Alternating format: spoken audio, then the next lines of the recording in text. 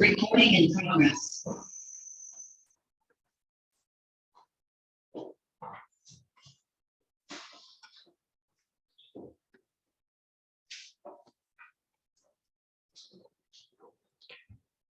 예, 감사합니다.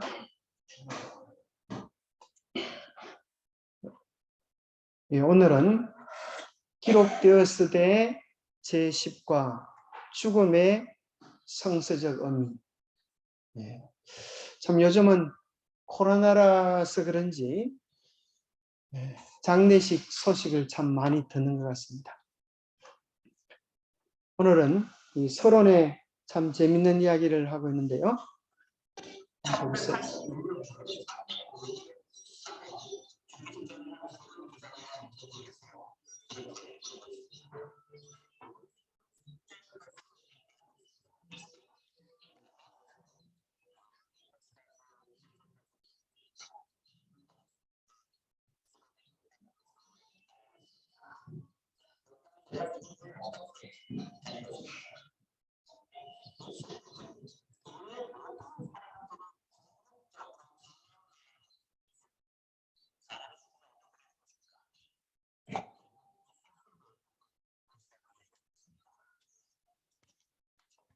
자, 여기 보면 어떤 작가가 이제 글을 썼는데 사람들이 다 죽는다고 하지만은 이 죽음에 대해서 누구의 죽음에 대해서는요? 자기의 죽음에 대해서 아마 나는 죽지 않을 거야. 그죠? 자기의 죽음에 대해서는 예외라고 생각하는데 막상 죽음의 자리에 오니까 자기도 예외일 수는 없다. 참 쉽지 않은 문제 같죠? 우리는 늘 다른 사람의 죽음에 초대되어 가지만 자기의 죽음에 대해서는 그렇게 생각해 보지 않습니다.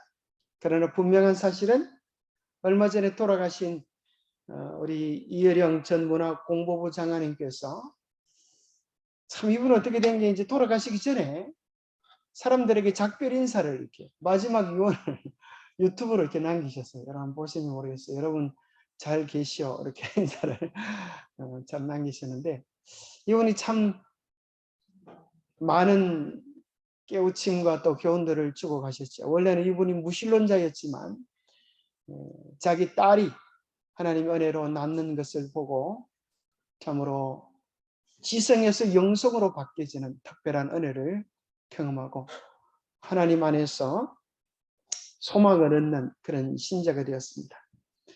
그러면서 그가 돌아가시기 전에 아주 중요한 말을 남기는데 이렇게 말을 했습니다. 젊은이는 늙고 늙은이는 죽어요.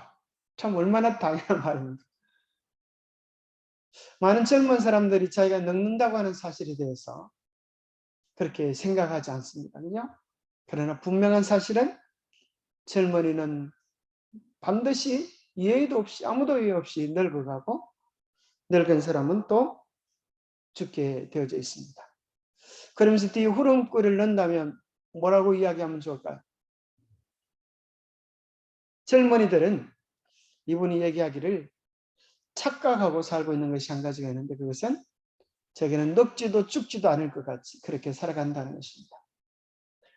그러나 정말 중요한 것은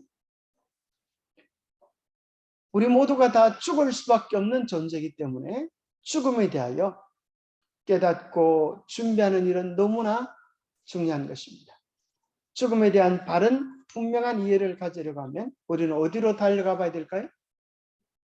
중환자실로 가보면 될까요? 공동묘지로 가보면 될까요?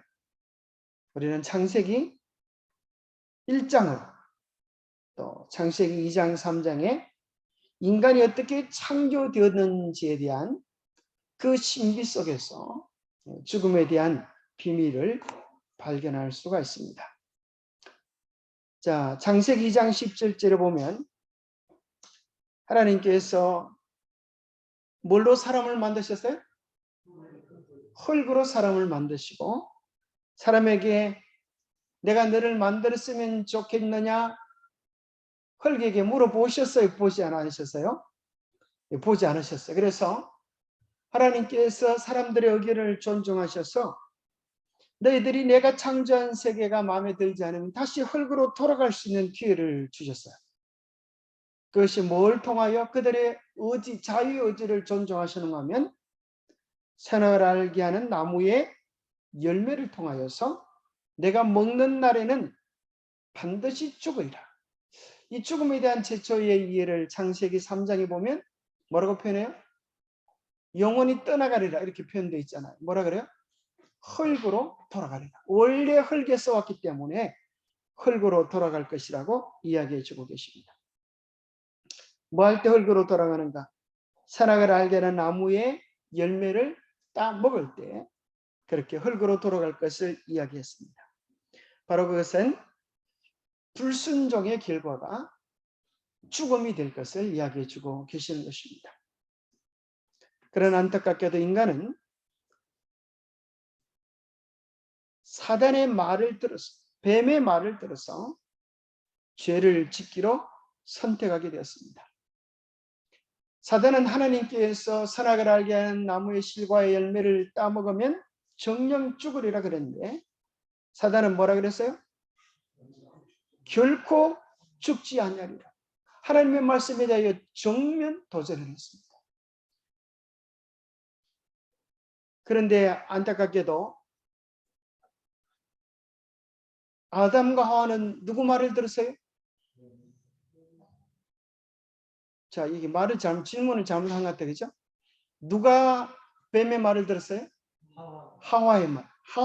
하와가 결코 죽지 아니하리라 생각한 거예요. 그러면 뱀은 하와의 마음속에 하나님에 대한 어떤 생각을 가지게 한 거예요? 하나님 어떤 하나님이 되는 거예요? 그렇죠. 욕심쟁이 하나님이죠. 이것을 따먹으면 하나님과 같이 되어지고 이것을 따먹으면 눈이 밝아지는 그 좋은 것을 누구만 먹으려고? 하나님만 따먹으려고 그렇게 놔둔 것이다. 네가 따먹어도 죽지 않아. 오히려 눈이 밝아지고 하나님처럼 되어져. 그 생각은 무엇을 깨뜨리는가 하면 하와의 마음속에 하나님은 사랑이시다. 이제까지 하나님 우리에게 언제나 좋은 것을 주신다. 그렇게 믿고 사는 하와의 마음속에 거짓 정보를 집어넣어 준 거야. 아니야. 하나님은 너를 사랑하시는 게 아니야. 하나님은 가장 좋은 것은 하나님만 차지하시고 너를 이용하려고 하시는 거야. 마귀는 우리에게 뭘 집어넣어 주는가 하면 거짓된 정보를 집어넣어서 우리 인생을 불안하게 하고 염려와 두려움 속에 빠지도록 하는 것입니다. 그전까지는 하나님의 사랑의 대상이 자기들인 줄 알았는데 사단의 말을 들어보니까 하나님은 더 사랑하는 것은 따로 있고 자기들은 하나의 부속품인 것처럼 여겨지도록 그렇게 사단은 속삭인 것입니다. 우리가 하나님의 사랑을 경험하면 하나님께서 이 세상의 모든 섭리와 가정들을 누구를 중심으로 이끄시는 것 같아요? 나의 행복을 중심으로. 우리를 위하여 일들을 설계하시고 이 지구 역사마저도 그렇죠? 하나님께서 당신의 사랑하는 백성들을 위하여 이끌고 계시는 것을 경험할 뿐 아니라 우리의 개인의 생애 속에서 우리를 놀랍고 신비하게 인도하시는 하나님의 은혜를 경험할 때가 있습니까? 어떻게 별로 없어요? 네, 참 우리가 그럴 때가 많아요. 하나님의 사랑을 어떻게 이렇게 자상하신가? 내가 뭘 필요로 하는지, 내가 무엇을 좋아하는지 하나님께서 아주 섬세하게 돌보시는 사랑을 경험할 때가 많습니다. 그런데 뱀은 우리에게 이야기하기를 그렇지 않아 하는 부정된 정보를 받아들이면서 우리의 마음속에는 평안이 떠나가고 이제 뭐가 되어지는가 하면 죄로 말미암아 두려운 일들이 시작되게 되어집니다. 자, 이 사단은 거짓말쟁이입니다. 그래서 희한하게도 뱀의 혓바닥은 끝에가 두 개로 나눠졌어요. 왜 그런지 참 신기하죠. 다른 짐승들은 그렇지 않은 것 같은데 뱀은 혓바닥이 두 개로 나눠져 가지고 이 말하고 저 말하고 속임의 명수입니다. 그래서 아담과 하와가 선악과를 따먹고 죽게 되어지자 인류들에게 어떤 거짓말을 하는가 하면 몸은 죽지만 영혼은 영원히 죽지 않고 천국에 가거나 지옥에 가. 또 원한에 있는 영혼들은 어떻게 돼요? 귀신이 되어서 구체를 떠돌아. 그런 얘기를 합니다. 여러분들이 특별히 무당집에 가보면 무당들이 주로 섬기는 신들이 어떤 신들이에요? 어떤 신들? 온갖 원한과 문제가 많은 신. 그 보면 이제 최영장군 신 막 이런 거. 최영장군 좀 억울했을까요? 아주 억울한 사람들, 억울한 귀신들을 다 모아놨어요. 근데 그 모든 것들은 다 마귀의 속임수요 거짓말입니다. 그래서 우리는 인생의 모든 수수께끼 비밀을 풀려고 하면 어디로 달려가야 되는가 하면 성경에 가면 인생의 진실이 있어요. 참 놀라운 것은 우리가 거짓을 믿으면 어떻게 될까요? 거짓을 믿으면 어떻게 될까요? 거짓을 믿으면 거짓되게 되어집니다. 참을 믿으면 참되게 되어져요. 정말 성경 말씀을 믿으면 우리는 행복에 이르고 구원에 이르릅니다. 그런데 거짓된 귀신을 믿고 악마를 믿고 이 세상의 문화 속에 빠져버리면 어떻게 될까요? 우리 정신이, 우리의 생각이, 우리의 사상이 아주 바빌론이 되어서 혼란스럽게 바뀌어져 버립니다. 실제로 그렇게 믿고 거짓된 것을 의지할 때의 마귀는 그런 사람의 심령 속에 뭘 보여줘? 옛날 우리 조상들이 그런 이야기를 많이 하죠. 어떤 사람에게 헛것이 보인다 그래요? 그런 소리 안 들어보셨어요? 마음의 담이 약하면 눈에 헛것이 보인다. 그런 얘기를 어릴 때 한번 들었던 것 같아요. 예, 얼마 전에 책을 한 권 소개받았는데 뇌 하나님 설계의 비밀. 정말 아주 좋은 책 같아요. 이 책을 읽어보니까 이 책은 아주 하나님을 신실하게 잘 믿는 정신과 의사, 이 뇌에 대하여 전문의가 이 책을 쓰는데 이 책의 타이틀이 이렇게 되어 있어요. 이 책의 사례는 모두 실화다. 하나님을 어떻게 믿느냐에 따라서 뇌가 변하고 삶이 변한다. 이 잘못된 하나님을 믿으면 두려움의 하나님, 공포의 하나님을 믿으면 어떻게 될까요? 우리의 마음속에 두려움의 회로가 깨어나면서 인생을 두려움과 불안과 염려 속에 살아가게 된다. 우리의 두뇌들은, 뇌의 신경들은 사용하는 대로 활성화되어지고 사용하지 않으면 퇴화되어지거나 소멸되어진다. 그래서 하나님의 사랑 안에서 기쁨과 확신, 즐거움, 소망을 누리면 그 사람의 뇌는 점점 더 그렇게 활성화되어져서 하나님이 준비해 놓으신 한없는 축복들을 누릴 수 있지만 반대로 하나님은 두려운 분이야, 벌 주시는 분이야. 마치 하늘에 있는 교통경찰관처럼 내가 무엇을 잘못하는지 딱 두 눈 뜨고 지켜보시면서 내놈 이렇게 하시는 분이야. 이렇게 생각하면 우리의 삶이 늘 긴장과 두려움 속에서 살아가게 된다는 거죠. 그래서 우리는 참 놀랍게도 성경은 우리의 삶에 대한 너무나 단순하고 명확하게 이야기합니다. 하나님이 땅의 흙으로 사람을 지으시고 생기를 그 코에 불어넣으시니 사람이 생명이 된지. 이 사람의 원리가 아주 간단합니다. 뭐 더하기 뭐가 산 사람이에요? 흙 더하기 생기. 흙 더하기 생기는 생명 산 사람이 되었어. 얼마나 단순합니까? 그럼 죽음은 뭡니까? 산 사람에게다 뭘 빼면 생기, 호흡을 빼면 흙으로 돌아가는 것입니다. 아주 간단하지만 이걸 실험도 해볼 수가 있어요. 어떻게 하면 되죠? 여러분 몸에서 생기를 빼면 어떻게 될까요? 생기를 어떻게 뺄 수 있을까요? 코와 입을 딱 막고 그죠? 5분만 기다려보면 어떻게 되는지를 실험해 볼 수 있습니다. 근데 우리는 실험해 볼 필요도 없어요. 생각해 보면 아니까, 그죠? 꼭 실험해 보면 보려고 애쓰시는 분은 많이진 않겠지만은 그렇게 실험해 볼 필요도 없습니다. 생각해 보면 쉽게 이해할 수 있어요.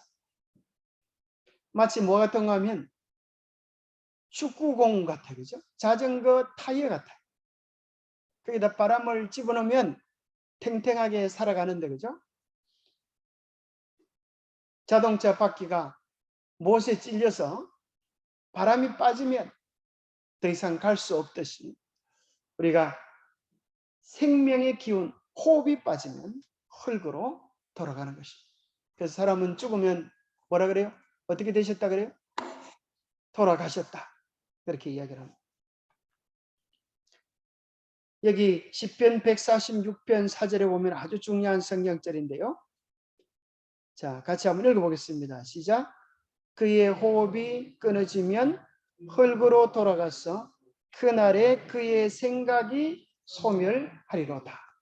옛날에는 도모라 그러는데 도모를 생각이라고 그렇게 얘기했어요. 자, 시편 146편 여러분 책이 있으면 성경책 있으시면 성경책을 한번 펴보세요. 이게 왜 중요한가 하면 자, 이 죽음에 대해서 그러면 시편 146편을 여러분들이 펴시면 좋겠습니다. 자, 두 번째는 뭐가 나오는가 하면 시편 146편에 보면 1절, 2절에 보면 많은 사람들이 영혼 그러잖아요. 영혼이 뭔지에 대한 분명한 이해가 시편 146편에 보면 나옵니다. 1절, 2절 한번 읽어보겠습니다. 시작. 할렐루야 내 영혼아 여호와를 찬양하라. 나의 생전에 여호와를 찬양하며 나의 평생에 내 하나님을 찬송하리로다. 우리는 영혼 그러면 한국적인 이미지 속에 죽어서 귀신이 되어서 떠도는 것을 영혼이라고 생각하는데 시편 146편에 보니까 할렐루야 내 영혼아 여호와를 찬양하라. 그러면서 죽어서 나가는 우리 몸속에서 죽어서 돌아다니는 영혼이 아니라 2절에 보니까 뭐가 우리의 영혼이라? 생전에 살았을 때 하는 생각이 깊은 영역이 영혼이라는 거야. 또 2절에 보니까 나의 평생에 하나님을 찬송하는 것이다. 그렇게 이야기를 하면서 4절에 우리가 읽었던 것처럼 호흡이 끊어지면 흙으로 돌아가서 그날의 생각이 소멸하면서 우리의 뇌도 우리의 모든 것들이 작동이 멈춘다고 하는 사실을 이야기해주고 있습니다. 얼마나 단순하고 명확합니다. 자, 그럼 이제 하나님 믿는다고 해서 무슨 도움이 되나요? 흙으로 돌아가서 죽으면 어떻게 되나? 이렇게 하는 것에 대해서 이제 이 뇌과학자는 정말 뇌과학적으로 설명합니다. 참 뇌과학적으로 어떻게 설명하는가 하면 이렇게 설명합니다. 우리가 살아가는 모든 삶의 정보들이 어디에 기록되어져요? 뇌에 기록되어져요. 또 어디에 기록되어져요? 우리의 세포에 기록되어지고 또 어디에 기록될까요? 하늘책에 기록될까요? 그걸 뭐라 그래요? 생명책과 기념책과 죄책이라는 거예요.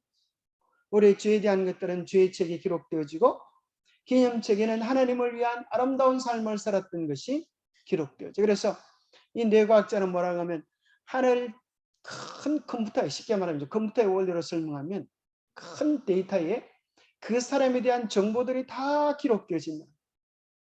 그래서 그 사람이 죽어도 뭐는 남아있어요? 그 사람에 대한 정보들이 남아있어요. 마치 저는 이제 핸드폰에 뭘 가지고 다니는가 하면 USB를 끼워갖고 다녀요. 여기다가 뭘 집어넣는가 하면 베들레헴 성경과 예언의 신, 또 중요한 PPT 자료를 몇 개 집어넣으면 요것만 있으면 컴퓨터에 아무 데나 가서 꽂아도 내가 원하는 것들을 그냥 쓸 수가 있어요. 그와 마찬가지로 하나님께서 우리 각자에 대한 정보를 다 가지고 계십니다. 그러다가 이제 우리가 부활할 때 그죠? 더 좋은 몸으로 썩지 않을 불면의 본 몸에다가 뭘 장착했어요? 그 정보를 집어넣으면 우리가 원래의 모습대로 그 정보를 가진 그 사람의 모습으로 변하는 것입니다. 아주 컴퓨터적으로 잘 설명합니다. 자, 사람은 이제 흙으로 지어졌는데 짐승들은 그럼 뭐로 지어졌을까요? 응? 자, 짐승들은 뭐로 지었을까요? 대답을 한번 해보세요. 짐승들은 뭐로 지어졌을까요? 예? 흙으로 지어졌습니까?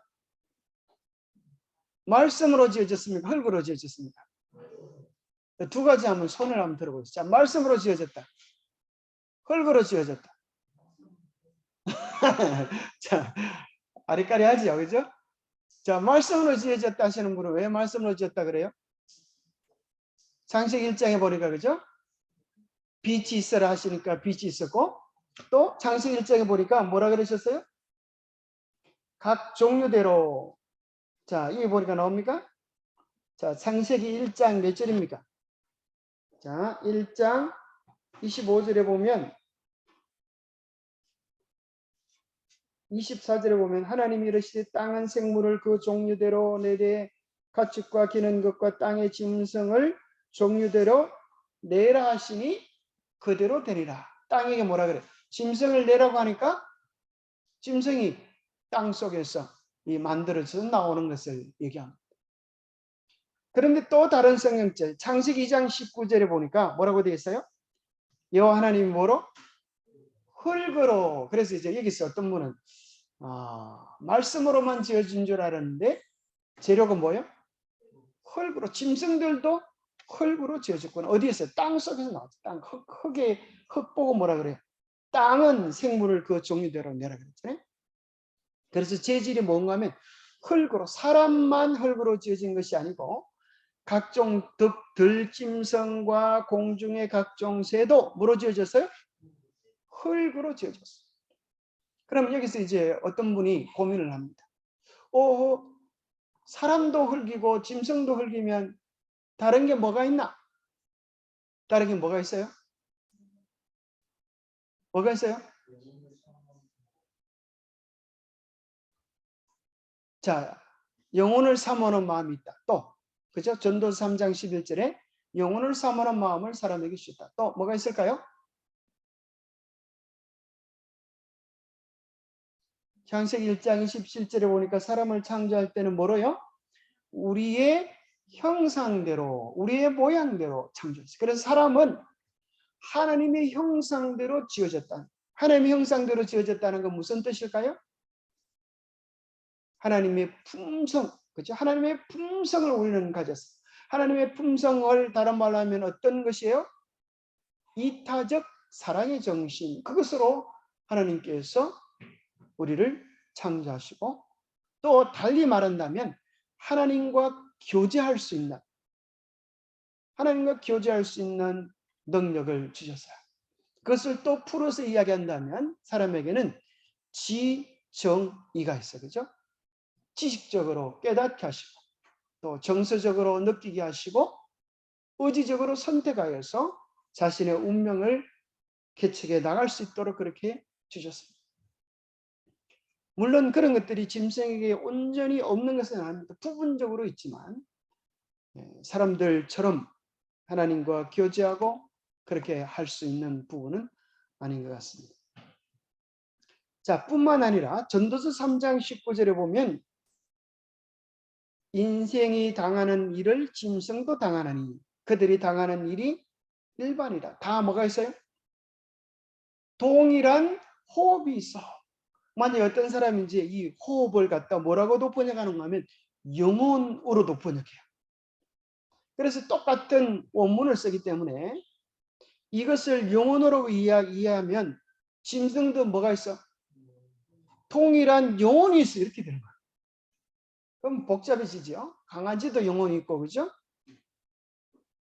개구리도 영혼이 있고. 그럼 이제 뭐가 되는 거예요? 범신론이 되는 거예요. 성경은 결코 그런 것들을 이야기하지 않습니다. 사람과 동물들이 얼마나 닮았는지 어떻게 알 수가 있어요? 사람이 사람을 가지고 실험을 못하니까 사람이 어떤 병균이 들어가면 무슨 작용을 하나 이런 걸 가지고 이런 걸 실험해 보기 위해서 뭐 가지고 실험을 해요? 짐승을 가지고 실험하죠. 그렇죠? 주로 많이 실험하는 게 뭐라 그래요? 쥐를 잡아가지고. 여러분 좀 신기하지 않아요? 어떻게 쥐를 가지고 실험하면서 사람에게 그렇게 일어날 것을 기대하는가? 근데 사실은 거의 비슷하다는 거예요. 여러분, 사람과 쥐가 비슷한 게 많을까요? 아주 비슷한 게 많아요. 참 희한하죠? 그런데 정말 감사한 것은 우리를 쥐로 태어나지 않게 하신 것 얼마나 감사합니다. 그렇죠? 참 비슷한데 우리는 쥐가 아니에요. 우리는 고양이도 아니에요. 특별히 우리 장로는 물고기 낚시로 낚는데, 그렇죠?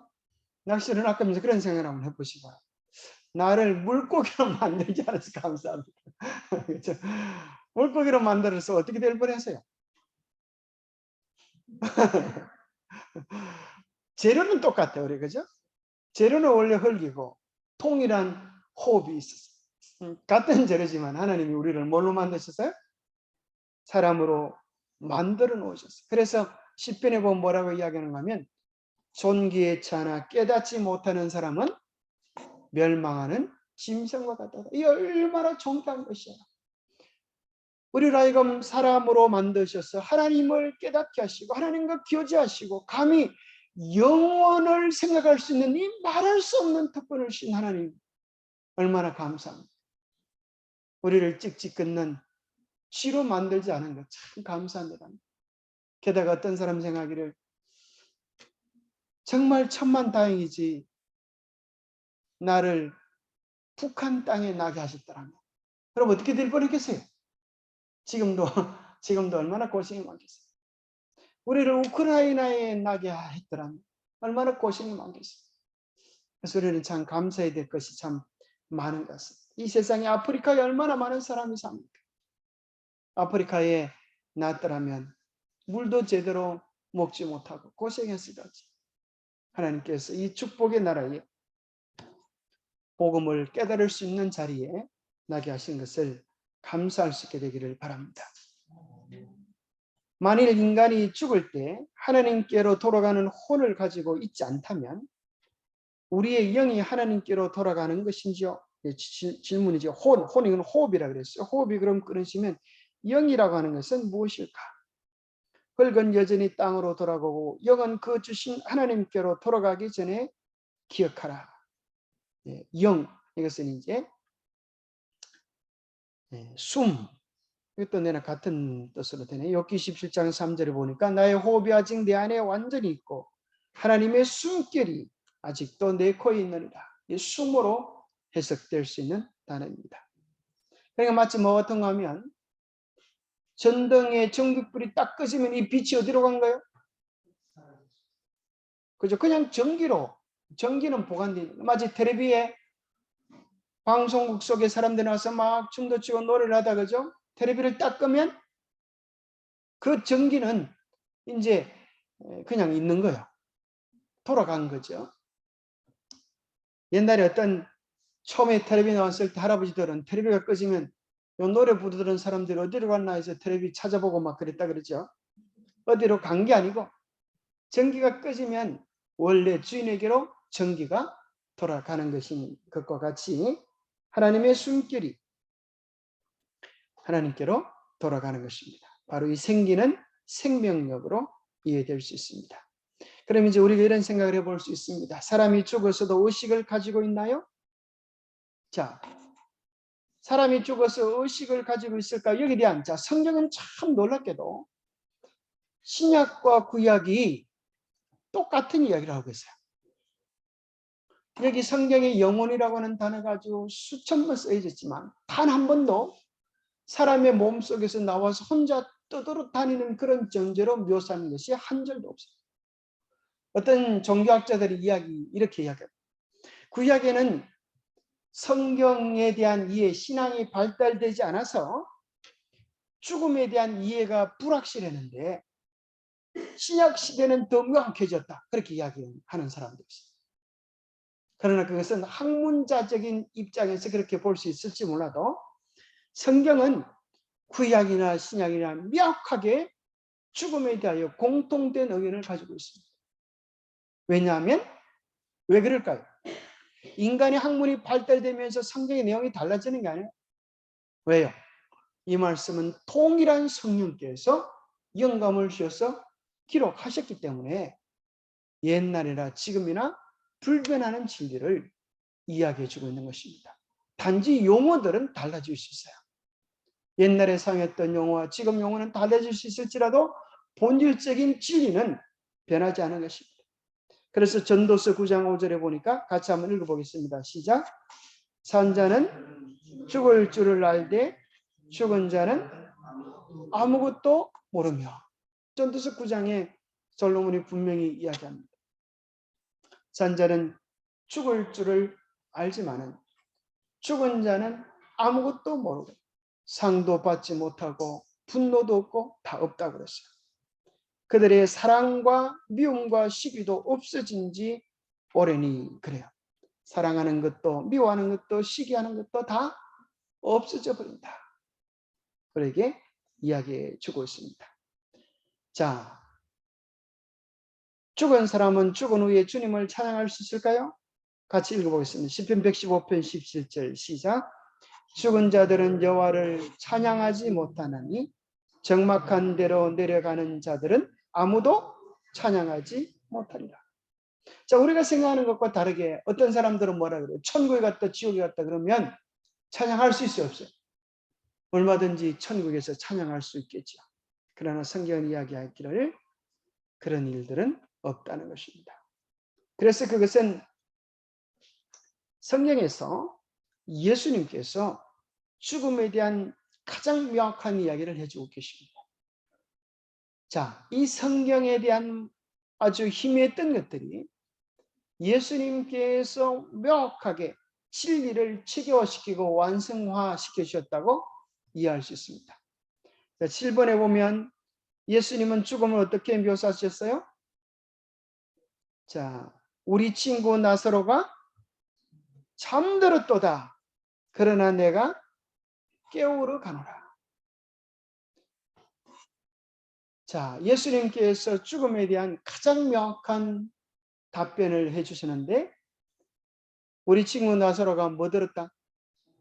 잠이 들었다. 그러면 얼마나 이게 복음입니까? 죽음은 잠과 같다는 것입니다. 여러분 주무실 때 잠이 올 때 아이고 괴로워 죽겠네. 오늘도 괴롭고 힘든 잠을 자야 되나? 이렇게 생각하시는 분 계세요?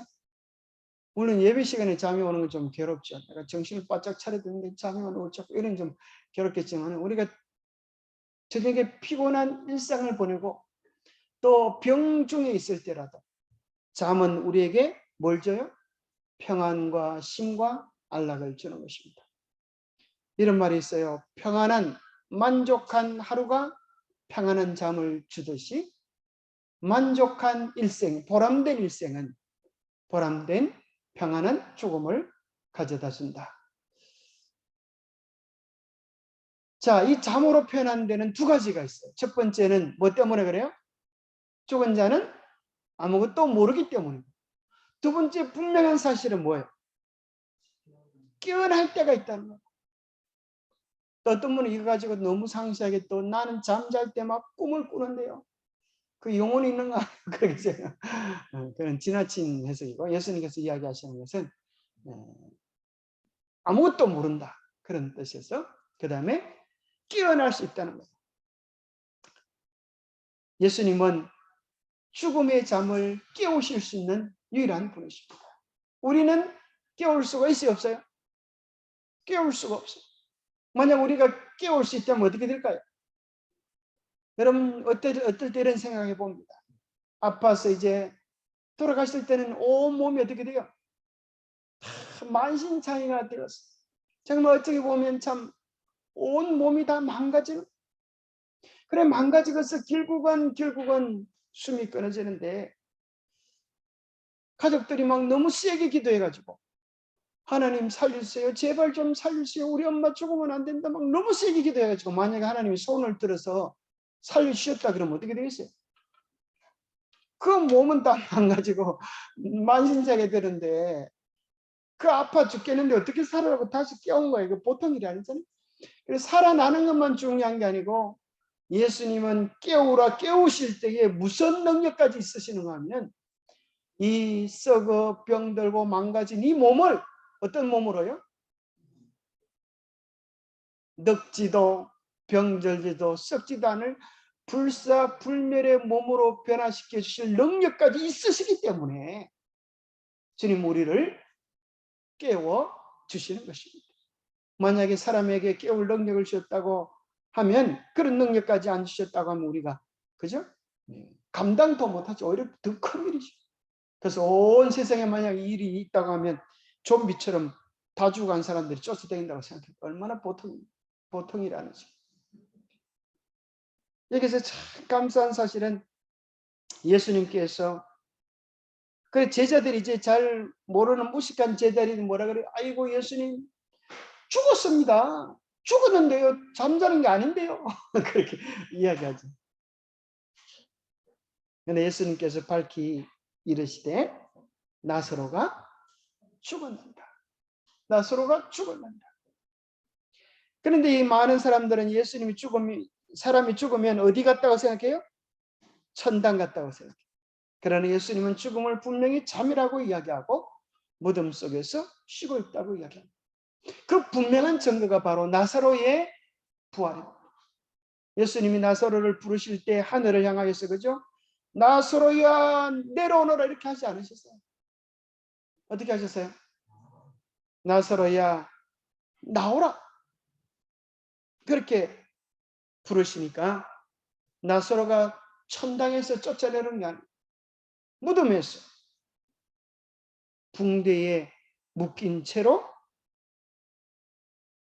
아마 붕대에 다리까지 꽁꽁 묶고 났으니까 어떻게 나올까요?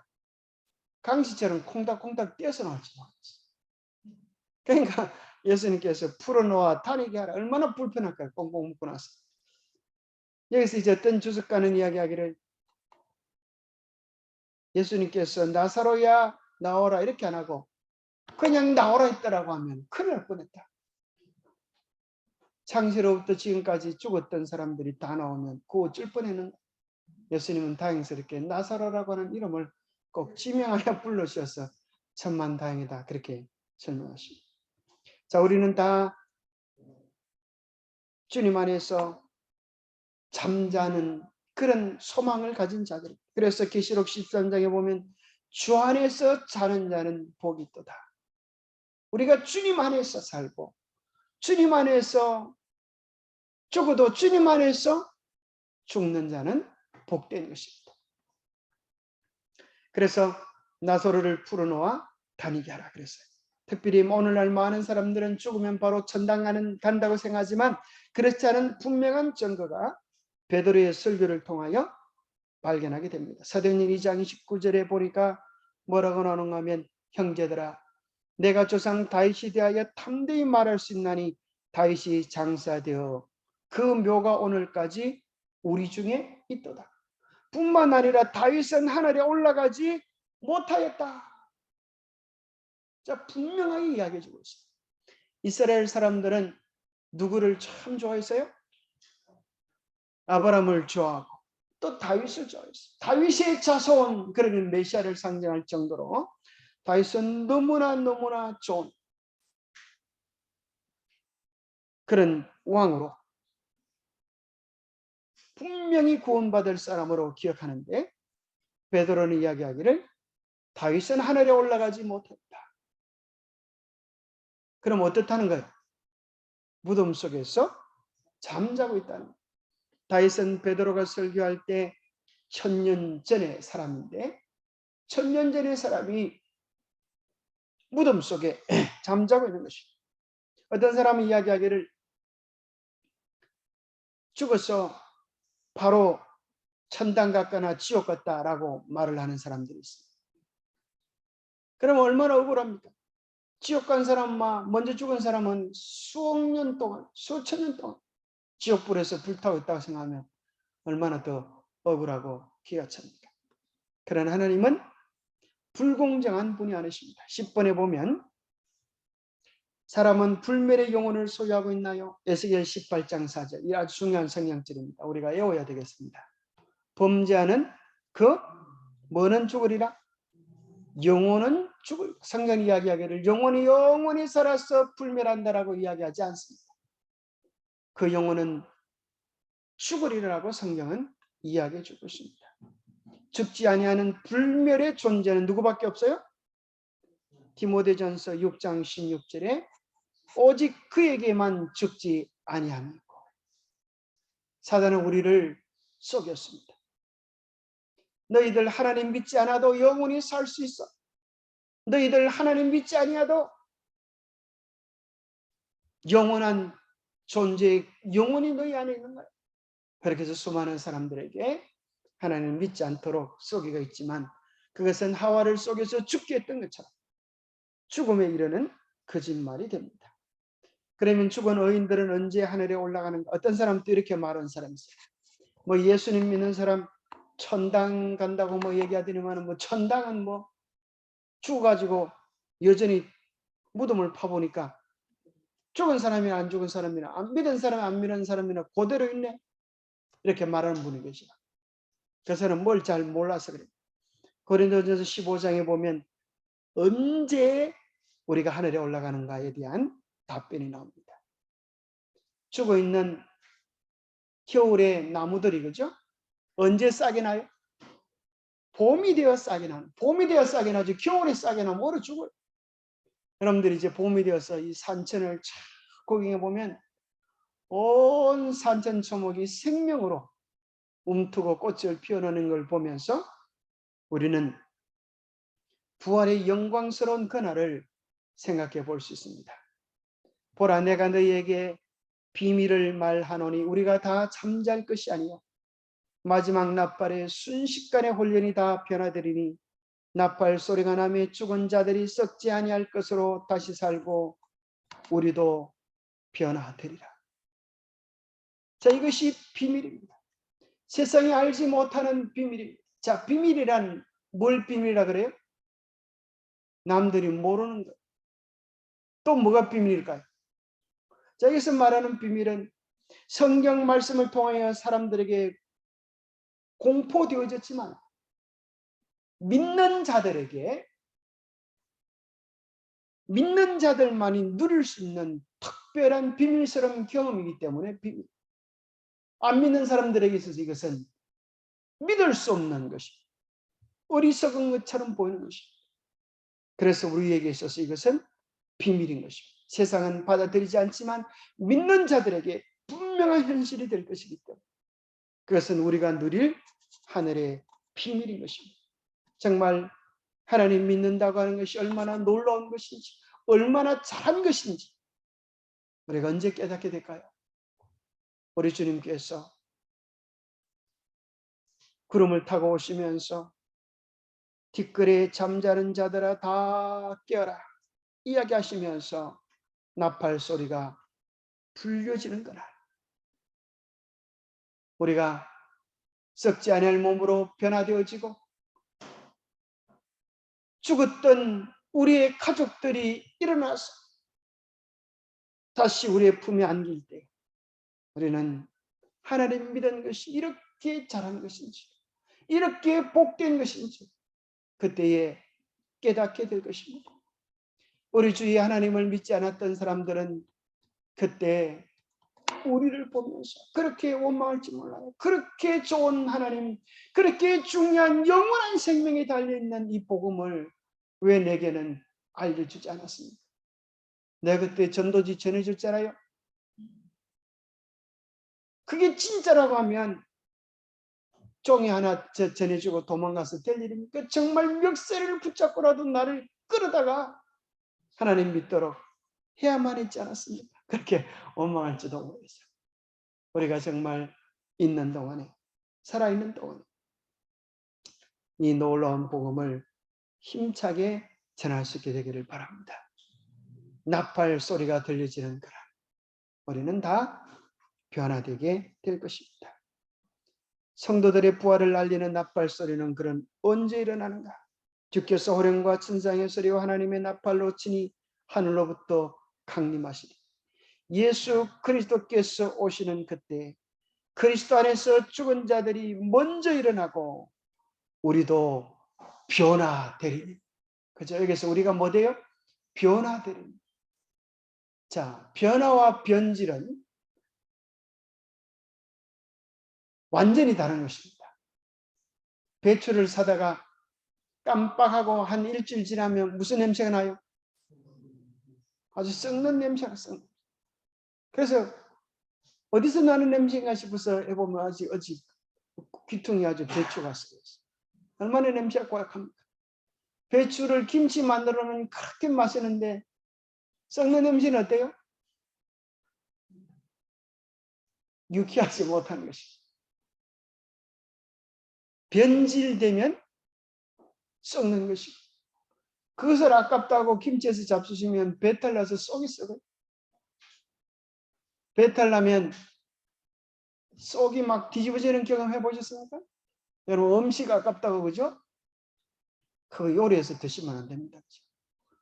속이 막, 보통 속에서 뭐가 일어나요? 전쟁이 일어납니다. 전쟁이 일어나요. 왜요? 그것이 그냥 들어가면 우리 몸이 병나기 때문에 하나님 우리 속에 들어올 수 없는 것을 물리치는 전쟁을 일으켜서 아주 자다가도 벌떡 일어나서 아주 앞으로 뒤로 다 터내야 되는 거죠. 변질되면 하나님 나라에 들어갈 수 없는 것입니다. 변질되면 우리를 망가뜨리는 것입니다. 그러나 변화는 아름다운 것입니다. 작년에 양귀비 씨앗을 사다가 심었는데, 야, 올해는 심지도 않았는데 딱 하나님께서 계절에 맞춰가지고 양귀비가 자라고 있어요. 이야, 참 신기합니다. 이제 좀 있으면 이제 꽃을 보려고 할 것입니다. 참 신기하지 않습니까? 참 신기해. 심지도 않았는데 떨어진 씨앗이, 그 풀이, 초록색 풀이 뭐로 변할까요? 아주 곱디고 온 양귀비로 변하게 될 것입니다. 그 수확한 애벌레가 나비로 변하듯이 우리의 몸이 썩지 아니하는 불멸의 몸으로 변화될 때, 그죠? 그날 우리가 얼마나 아름답고 영광스러운 몸으로 변하게 될 것입니까? 자, 우리가 준비해야 될 것은 뭐밖에 없어요? 돈을 많이 준비해야 될까요? 그게 필요하잖아요. 그래서 호랭이는 죽어서 뭘 남기고요? 가족을 남기고, 사람은 죽어서 이름 석자를 남긴다. 바로 그 이름이 뭐예요? 성품이에요. 품성이에요. 김일성 그러면 뭐 무슨 생각이 들어요? 이 고약한 놈 생각이 들잖아요. 그죠? 우리 이름, 하나님께서 기뻐하실 이름, 하나님께서 소중히 여길 성품, 그것만이 남는 것입니다. 그래서 성도들이 준비해야 될 것은 뭐예요? 신실한 믿음, 신실한 성품. 그것이 우리의 하나님께서 부르시고 싶은 이름이 되시기를 바랍니다. 13번 보면 성경 시대에도 죽은 자들이 부활할 때까지 차고 있을 것으로 이해를 했나요? 자, 우리 시대뿐 아니라 예수님 당시에도 예수님께서 마르다에게 내 오라비가 다시 살아나리라 이렇게 하니까 마르다가 뭐라 그런가 하면 마지막 날 부활 때는 다시 살아날 줄을 내가 압니다. 그렇게 고백했어요. 마르다도 뭘 알았어요? 예수님의 재림 때, 세상 마지막 때 부활할 것을 믿었습니다. 자, 몇 번의 부활이 있을까요?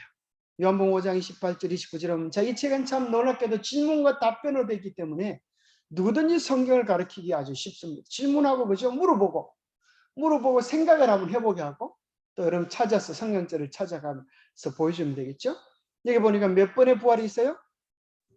2번. 이를 놀랍게 여기지 말라. 무덤 속에 있는 자가 다 그 음성을 들을 때가 오나니 선한 일을 행한 자는 생명의 부활로, 악한 일을 행한 자는 심판의 부활로 나오리라. 어떤 놈은 나쁜 짓을 다 해놓고 남의 돈 떼먹고 온갖 죄악을 저지르다가 뭐라 그러는가 하면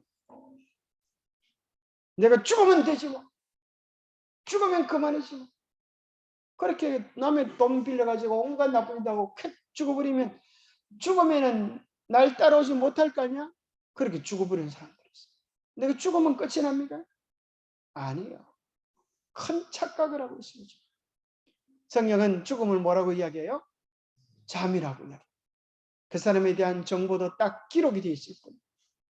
그러나 주님께서 뭐 할 때가 있어요? 심판하실 때가 있다고 하는 사실을 기억하라고 하는 거죠. 심판의 때가 있다. 그래서 선한 일을 행한 자는 생명의 부활로, 악한 일을 행한 자는 심판의 부활로 나와요. 그래서 생명의 부활을 몇째 부활? 몇째 부활이에요? 첫째 부활. 심판의 부활은 몇째 부활? 네? 둘째 부활. 그건 또 한 가지 부활이 있어요. 무슨 부활요? 무슨 부활요? 의인의 부활요. 자, 의인의 부활이 바로 생명의 부활이고 첫째 부활. 둘째 부활은 악인의 부활이고 심판의 부활. 그럼 무슨 부활이 남았어요? 무슨 부활요? 특별 부활. 예, 우리 김홍재 선생님 맞았습니다. 특별 부활에는 누가 부활합니까? 예? 특별 부활은 누가 부활해요? 자, 특별 부활에는 특별한 사람들이 부활합니다. 어떤 사람이 특별할까? 특별한 의인과 특별한 악인이 부활. 그런 게 나와요. 예수님께서 심판을 받을 때 너희가 인자가 영광 중에 구름을 타고 오는 것을 보리라 그랬어요. 예수님을 심판하고 조롱했던 그들이 뭘 보게 되겠다? 예수님이 재림하시는 광경을 보리라. 첫째 부활은 언제 일어나는 거예요? 예수님이 재림하셔서 티끌이 자는 자들아 깨어라 그럴 때 일어나는 사람들이 첫째 부활이에요. 첫째 부활 사람들은 부활했을 때 예수님이 재림해 있는 장면을 보지만 특별 부활에 일어난 사람들은 예수님이 구름을 타고 오시는 광경을 볼 것이라고 우리 주님이 말씀하셨어요. 그래서 특별한 악인들과 특별한 의인들이 부활하는데 특별한 의인은 누군가? 계시록 13장에 보면 세천사 기별, 14장에 보면 세천사 기별을 이야기한 다음에 자금 미호로 주 안에서 죽는 자들이 복이 있다 하셨어요. 그래서 세천사 기별을 깨닫고 힘차게 외쳤던 자들은 특별 부활에 부활하였어. 영광 중에 주님의 오시는 장면을 보도록 하나님께서 특별한 은혜를 베풀어 주시는 것입니다. 그래서 우리는 어떤 마음으로 복음을 전해야 되는가 하면 내가 살아생전에 주님을 맞이하겠다 그런 심정으로 복음을 전해도 하자가 없습니다. 왜냐하면 내가 죽는 바로 그 순간이 무슨 순간이에요? 예수님 재림하시는 순간이에요. 죽는 순간이 보러 깨어나는 순간이에요. 그렇잖아요? 죽는 자는 죽음의 시간이 얼마나 긴지를 알지 못하는 것입니다. 그래서 죽는 순간이 깨어나는 순간이에요. 깨어나는 순간이 우리 주님이 영광 중에 오시는 그 시간이기 때문에 우리의 주의 재림이 조금 지체된다 할지라도 우리는 내 생전에 주님을 맞이할 열심으로 복음을 전해야 합니다. 데살로니가전서 4장 16절에 보면 그리스도 안에서 죽은 자들이 먼저 일어나고 우리도 변화되리니 말씀하십니다. 죽음의 잠이라는 진실에 맞서 어떤 기만들이 만연해 있나요? 오늘날 이 세상에 있는 온갖 기만들은 창세기에 있었던 그 뱀의 거짓말을 확대하여서 거짓말하고 있습니다. 구름이 사라져 없어진 같이 서울에 내려져 가는 자는 다시 올라오지 못할 것이오니 그는 다시 자기 집으로 돌아가지 못하겠고 자기 처소도 다시 그를 알지 못합니다. 다시 자기 집으로 돌아갈 수 없어요. 죽은 자는 그것이 끝인 것입니다. 그런데 오늘날 세상은 뭐라고 이야기하냐면 강신수를 통해서 내려올 강, 귀신신, 죽은 자의 귀신이 온다는 거예요. 뭐 하면요? 여기 점을 치면 강신술 이제 주문을 외우면 죽은 자들이 오는데 그것은 바로 창세기 3장 4절에서 뱀이 너희가 결코 죽지 아니하리라 했던 그 거짓말을 그들의 대리자를 통하여 반복해주고 있는 것입니다. 자, 귀신이 있을까요? 이것은 정말 사단이 온 세상을 속이는 속임수입니다. 그래서 사단은 뭘 통하여 세상을 세뇌시키는가 하면 온갖 영화, 텔레비, 매스컴들을 통하여서 사람들을 세뇌시키고 있습니다. 여러분, 이것이 무슨 한 장면이에요? 사랑과 영혼, 고스트. 여기 있는 남자는 살아있는 사람이 아니고 죽은 귀신. 그래서 얼마나 이 죽은 살아있는 애인을 사랑하는지 천국에 가지도 못하고 이 사람을 만나야 막 애를 쓰다가 드디어 이 살아있는 애인을 만나는 방법을 터득했다. 뭐 이런 말도 안 되는 소리인데 사람들이 눈물을 흘리면서 막 이걸 보면서 죽은 사람을 그리워하고 저렇게 만날 수 있지 않을까 이렇게 생각합니다. 또 최근에는 어떤 영화 하나 나오는 거 하면 지옥이라고 하는 영화, 지옥이라고. 이것이 이제 넷플릭스에서 이제 뭐 나왔다고 하는 건데, 자, 이것은 아주 끔찍한 영화입니다. 어떤 영화인가 하면 이 귀신, 이 시커먼 도깨비 같은 놈들이 생활에 나와가지고 죄를 진 죄인들을 어떻게 한다는 거예요? 너는 매달 며칠 심판을 받을 것이다. 딱 그렇게 이제 통보가 옵니다. 그러면 걔가 막 겁이 나가지고 어디로 도망가도 막 소용없어요. 이 도깨비 같은 놈 세마리에 와가지고 막 그를 막 때려가지고 막 박스를 내가지고 죽이면 처참하게 죽이는. 그래서 사람들에게 있어서 뭘 생각하게 만드는가 하면 지옥은 막 이 무시무시한 괴물들이 우리를 끌고 가서 막 죽이고 괴롭히는 것이다. 이런 것들을 사람들이 어마어마하게 이제 전해주고 있는 것입니다. 그래서 정말 바른 사고관, 바른 영생관, 바른 하나님에 대한 가치관을 가진다고 하는 것은 얼마나 중요한 것인지. 벌써 마쳐야 될 시간이 왔습니다. 여기까지만 하고 나머지는 다음 시간에 조금 더 보충을 좀 해드리겠습니다. 자, 우리가 있어서 바른 하나님, 바른 영생, 바른 천국관을 가지고 있는 것은 어디에 영향을 미친다고요? 우리의 뇌에 영향을 미치고 우리의 삶의 평안과 기쁨, 행복에 절대적인 영향을 미친다고 하는 것입니다. 잠깐 기도하겠습니다. 하나님 아버지, 우리가 가장 두려워하는 죽음이 무엇인지, 죽음의 비밀들을 성경 말씀을 통하여 확정케 도와주심을 인하여 감사합니다. 우리의 믿음을 사람들의 느낌과 감정, 사람들이 가르치는 헛된 영상물들에 의존하지 않게 하시고 영원 불멸하시는 하나님의 말씀에 기초하여 우리가 믿고 살아갈 수 있도록 도와주시옵소서. 사랑의 하나님, 공의의 하나님을 의지함으로 말미암아 이 세상 누구도 경험할 수 없는 하늘의 온전한 평안과 기쁨으로 우리를 인도해 주시고 그 충만한 사랑을 매일 누려가는 우리가 되게 하여 주시옵소서.